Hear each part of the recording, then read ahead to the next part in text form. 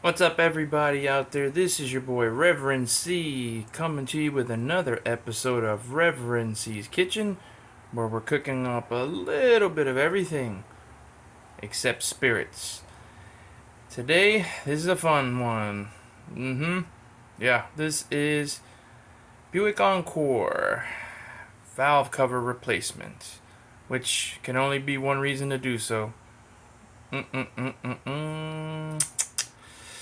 Bad PCV valve. So if you stumbled onto this, yeah, this is for you.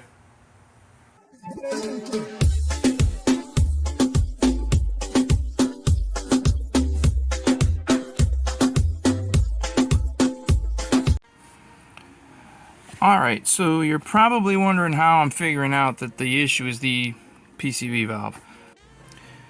Alright, so we're back to our reader.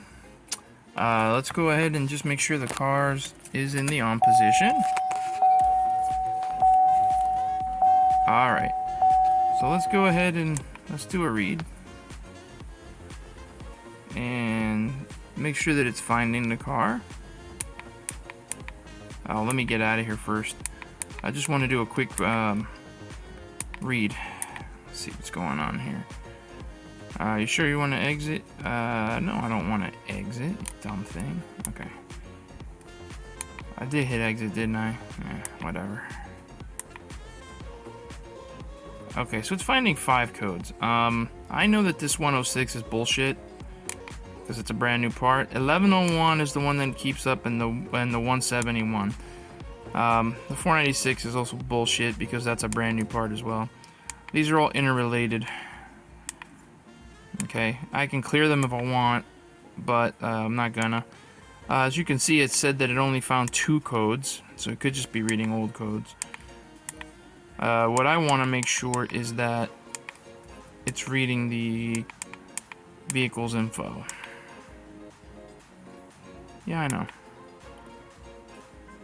Okay, so now let's see if it pulls it. Okay, so it is definitely pulling up the vehicle info. You can see the check engine light still is on. And I just did a vehicle pull and it is reading all the necessary things. Very good. Okay.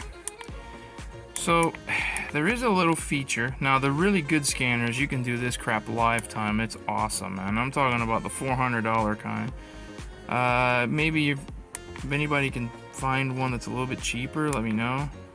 That'd be great. But I've seen them, they're pretty pricey. So what we're gonna look at is the freeze frame. But in order to do that, we're gonna have to start the car. That chirp that you hear should be the first indication you're probably right. See, ironically, because the car has cooled off a little, check engine light turned off, but trust me, it feels very rough. So let's go ahead and view that freeze frame. And it's gonna go ahead and read. It's quite a bit it has to look at. Now, as you can see, there's the code. It's finding it. Okay. But what I'm looking for is long term. Okay, that's usually the sensors. These are the short-term sensors and the long-term sensors.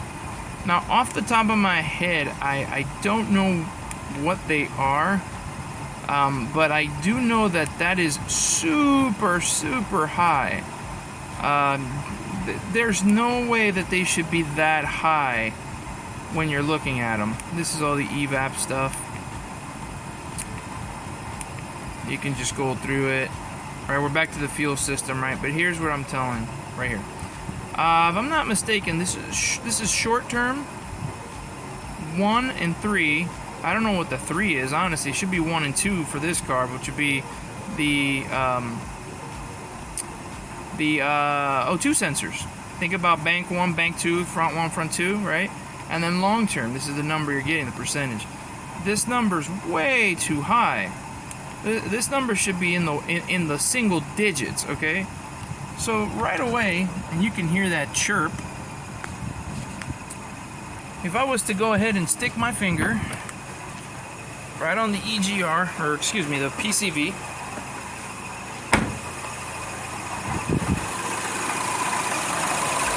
should quiet down. Or in this case, got louder. That's most likely the culprit. So let's go ahead and turn the car off so it can cool off and we can get to work.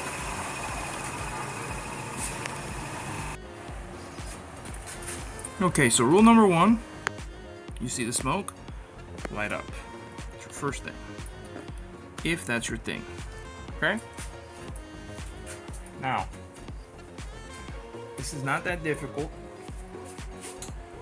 You will need some specialized parts. I'm gonna use, let me see if I can read this one. This is an E12. You can see star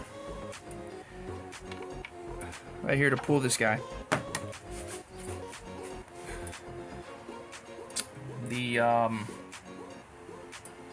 whatever the fuck they're called, for the spark plugs. I always forget what that part's called, to be honest. I can never remember it. Now, if you don't have a star wrench, you should be able to use a hex bit. It's just a matter of finding which one will fit. I'm pretty sure that's how I did it last time. And I will tell you what that part is once I find the right size one. Okay, right there. This hex bit happens to be a, let's see if I can kind of get a read on it. This is a number, come on Stanley, goddamn dude, you gotta tell me what this shit is. This happens to be a number 4. It's a hex bit. Okay. So, it is as easy as it looks in the beginning. So we're going to remove it. We're going to have to remove everything out of here. Okay? What I'm going to do is I'm going to take a few minutes, enjoy this lovely beast, let this cool off before jumping in on it.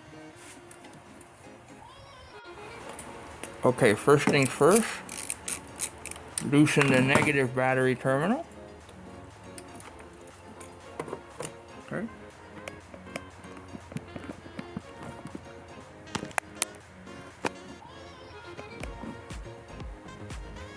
Now, if you got a little flathead screwdriver, like this guy, this makes your life a lot easier. Because you'll be able to just gently, in most cases, pop these little plastic pieces. Okay? Push down on them. You don't have to use a ton of force. Just kind of gently. At first, just kind of wiggle them out until you kind of pop them off. In my case, sometimes I have to wear gloves.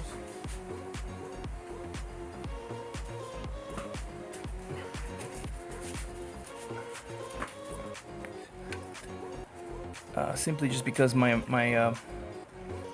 grip, I can't tell how well it is on there. And just kind of pop this guy off.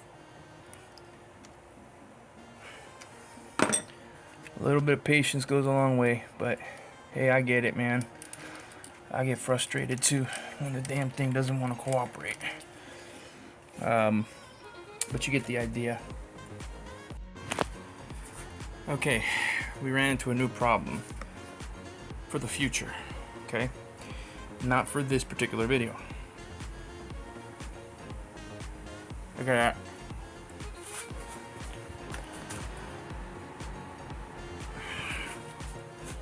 I literally just popped this thing off and it came off. It's okay, because I'll get the part tomorrow, pop it in, easy peasy. And it's going to give that RTV time to dry, which is good. Now, returning to the actual valve cover, all the plastic shit there, that stuff literally just snaps off. So the only thing you really need to do is pull the dipstick and go ahead and pop that sucker off. I never pull them all out at once. I gotta loosen them, make sure they're gonna cooperate. So far, so good. Now my car's a little bit warm, so obviously I'm gonna handle these with gloves. But, see what I mean? Just move all this stuff out of the way. But if your car's cold and idling, been there for a couple hours, it should be fair game. The only thing you really need to do, just loosen these. Okay, no particular order, but there is a torque spec and order in which they're torqued when you put the new one on. Now, there's some people that'll completely dismantle the car to get to it. Listen, man, I got no issues with doing that. Whatever makes you feel more comfortable or makes you work better, it's all up to you. But I'm gonna go ahead and just unscrew the rest of these, and once we're there, I'll go ahead and start back up.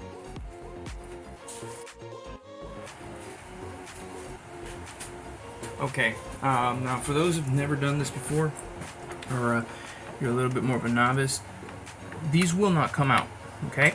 Ooh, see what I mean? Hot. These will not come out, okay? They're loosened, but don't think that you're doing something wrong or that you stripped the bolt or whatever, because they're just not popping out. You see, if you see this one here, they're not going to come out all the way. They are purposely designed that way.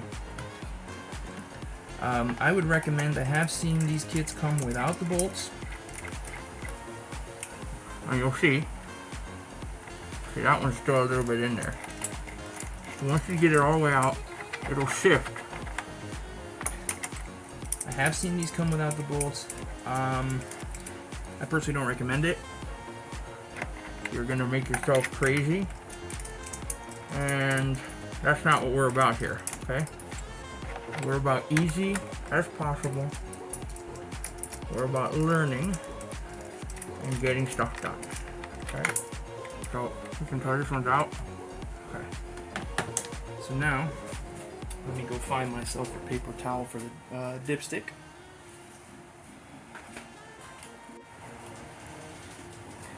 Okay, got my paper towel. Let me grab my glove.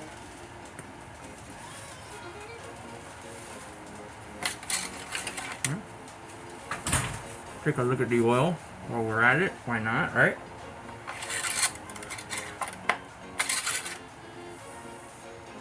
Looks good. Clean this off. Okay.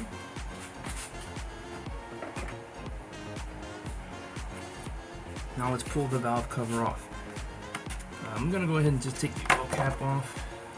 Just for shits and giggles, I'm gonna hold on to it. I believe the new one is exactly the same. Let's see how much trouble this one gives me. Okay, let me grab a pry bar.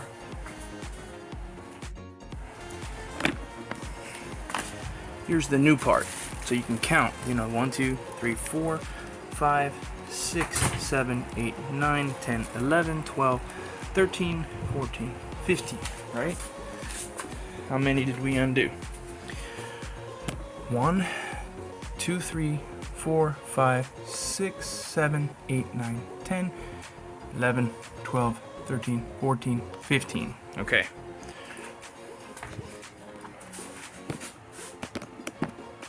Now, this car, for whatever reason, General Motors, or whatever it was, General Motors in Korea, which is, god damn this tripod, man, seriously. General Motors in Korea keeps using this retarded design. It's either to save money or whatever. I spoke about a permanent fix. That depends on you, how quickly you need your car. Mine is a daily driver. I couldn't afford to wait at this time, but had I had time to do it, I would do it. There's a bypass kit. I can't remember the gentleman's name who developed it, but you can find them. I believe it. You can still get them on it's on the Chevy Cruze forums. You'll see the parts place as it, but what it does is it basically is taking this, the evaporator canister, and you're running a bypass from here. You know, you're bypassing through here, around here, and it's eliminating this PCB valve altogether. So this becomes for show. So even if this is faulty, who cares? You're not gonna have this problem ever again. And what's really nice about the design, which is one of the intentions I had also, was you can install a catch can, and you can route it to your catch can, and then route your catch can down to this check valve here, which actually goes to your turbo. That's the other way to save your turbo, to extend its life by not having that oil and stuff gunk it up down there and burn it excessively. So I got the gloves on.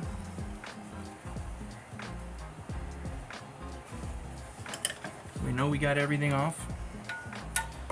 Let's see if we can just pry the sucker. There it is. Okay. And just gently. Don't be a dick, right? Don't be a dick, even the car pisses you off. And trust me, this bitch is hot. Pull this stuff off. Okay.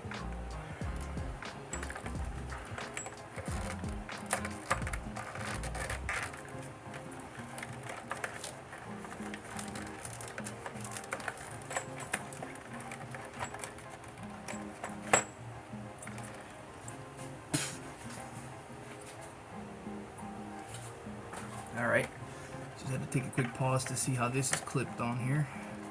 Looks like this just clips on. But again, don't be a total dick when you take it off.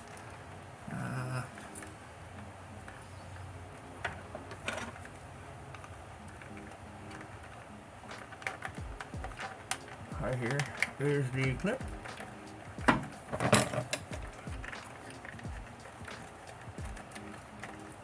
You see it coming up. There's another one there. Okay, we got it. Let's pull it up.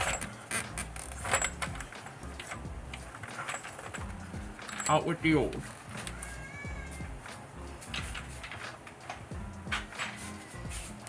Okay. As you can see, this is the old gasket. Let's gently grab it. Okay.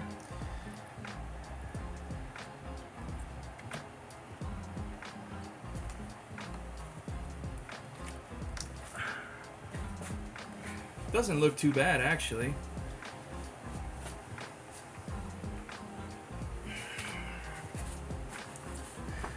Okay, so here you can see your cams, you can see your timing chain, everything doesn't look too bad, but you will want to clean this shit up here so you get a good solid seal. Thankfully, let me grab my light.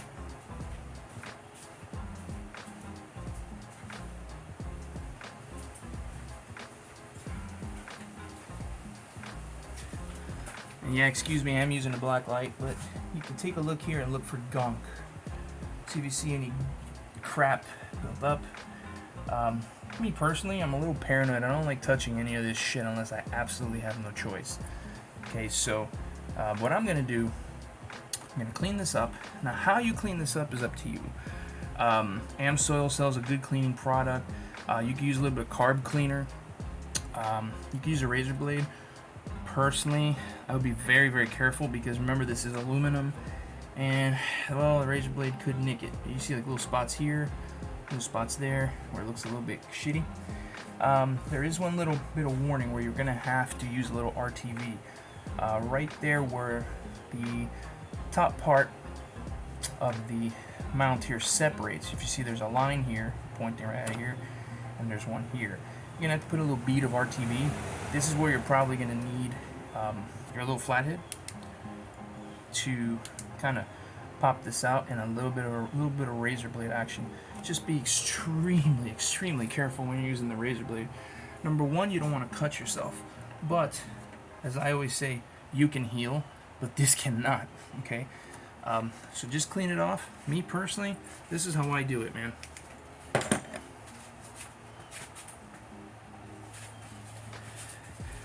Remember the paper towel that we used earlier? Okay.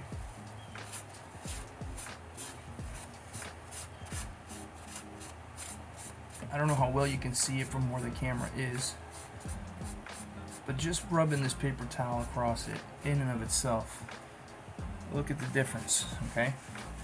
Looks like there's a little bit of oil that came up here. That's, with the age of this, I don't know if this is the original one. Again, this is a known issue with all the Ecotec 1.4 liter engines. If you're going to keep the car for a long time, I would recommend going ahead and doing the permanent fix. Get version 2 if you're pressed for time. Version 1 will require you to remove the intake and drill into it. That's a little scary, okay? Because that's a plastic part. And again, remember, you will heal. It will not, okay? So if you don't have a steady hand, or if you drill too much, guess what? You will mess it up. You will be buying a brand new one. And probably giving him the business, because at that point you can buy the ported one that already has the fix done for you. This is still a little warm, so what I'm gonna do is just cover it, throw some paper towels over it. I'm inside the garage anyway, so there's no wind that's gonna cause any issues, any problems. But just let it cool off a little, because this is one part that I do like to not have to use a glove with. Because you do want to kind of feel at the end of that razor blade where you're going to hit it with a razor blade, where it's actually picking up and where it's not. And also you got to be extremely careful not to get any of the shit inside your engine. But clean it up nice and neat. You can see there is a little bit of grease here, build up on this one closest to the PCB. But right now, like I said, I'm just going to cover it and I'm going to let it cool off. I'll be back later.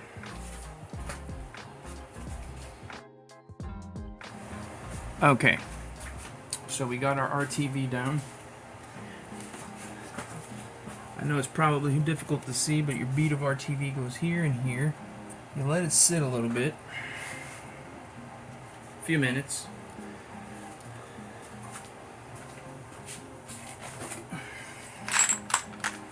As you can see, if you can hear it, the new valve cover is already pre-gasketed and it has the bolts in.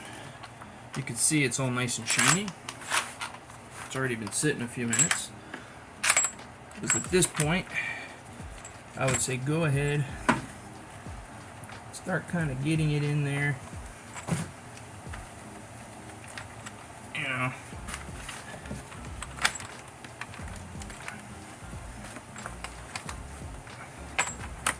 And yeah, for all those who say you should have took everything apart, yeah, I know. It does make it easier, I'm not gonna lie. Okay. Just go ahead and settle everything in.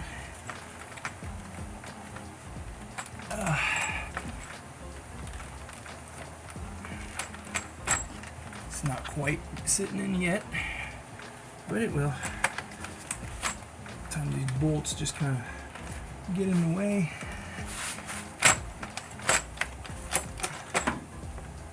As you can see,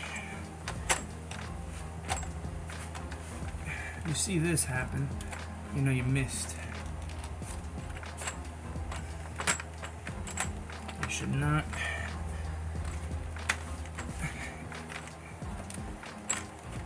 In any way, just nonchalantly drop in.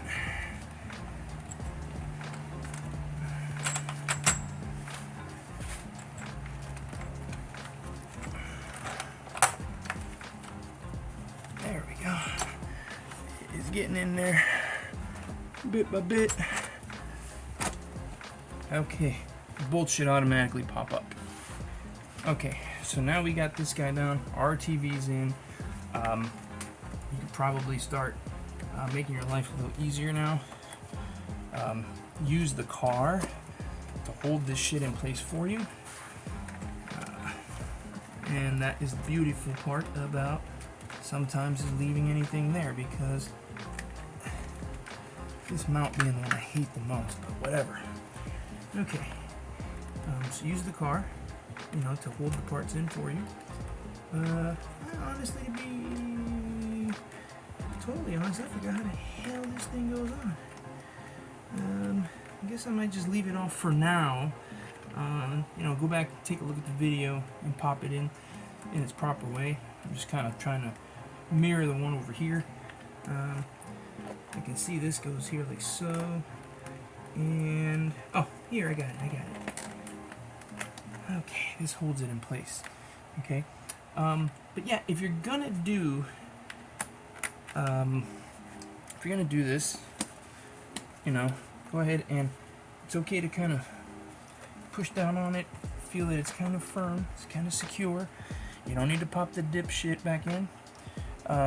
What you're gonna do is you're gonna go, and I will put those up so you can see it, the torque sequence on which way they go, and that torque sequence is gonna be right there.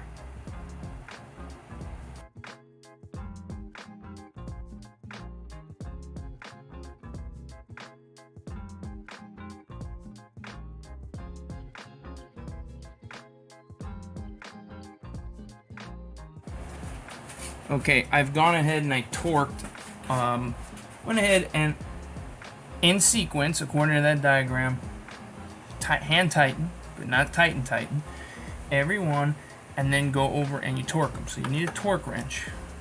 Now it calls for 79 inch-pounds of torque. I don't have anything that reads inch-pounds, so I use a little thing called ChatGPT to tell me what 79 inch-pounds of torque translates to foot-pounds, and roughly it's pretty close to 7 foot-pounds of torque. So I've done everything except the last two, just so you can hear it. I'm going to shut up now. Listen for the click.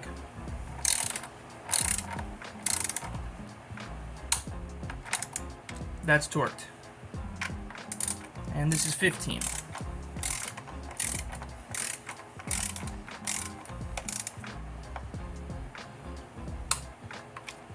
You're torqued. Torqued to spec. It's a beautiful thing. It's a beautiful sound. Now, we hurry up and wait. Once we get our new spark plug cables, and forgive me, I just forget what this shit is called. I remember when they were just wires. We'll get our new one. We get a nice seal. This is good. I didn't try the old oil cap, but if it doesn't fit, that's fine. Oh, it does. Fits perfectly. And can I get it to fit where this thing is right side up instead of always...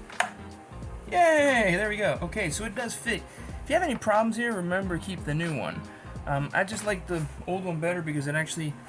And I always forget what the damn type of oil goes in here, even though all my cars use the exact same shit, but I always forget.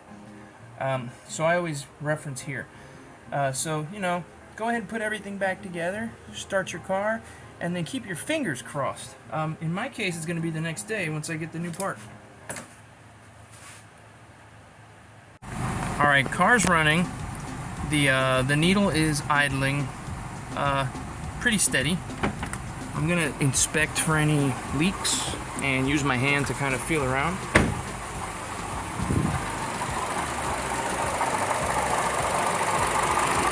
I don't hear the whining and the wheezing from the PCV valve. This is just the usual fan because I got the AC on.